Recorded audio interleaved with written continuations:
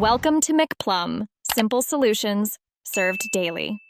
You start by opening YouTube and playing the video you want. Make sure PyP is already enabled in system settings so the feature responds. Once the video is playing, tap the PyP icon if visible or swipe home to trigger PyP on supported devices.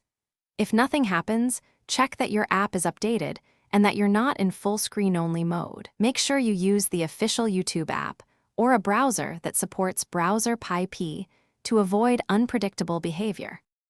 Once the picture-in-picture window appears, you can drag it to any corner to keep it out of the way, and on many devices pinch to resize for a better fit. Use the small on-window controls to play, pause, or seek, and tap the overlay to reveal expand or close icons. If you need the original tab or app context, tap the expand icon to return to full screen.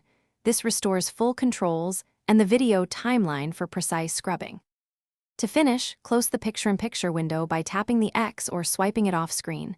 This stops playback and returns control to the app or tab. If PyP won't open, make sure your YouTube app and OS are updated, then reboot the device and recheck PyP permissions under Apps. For browser PyP, use the right-click PyP option or the browser's media controls. One troubleshooting tip: clear the app cache if permissions and updates don't fix the issue. Thanks for watching. Stay juicy and subscribe.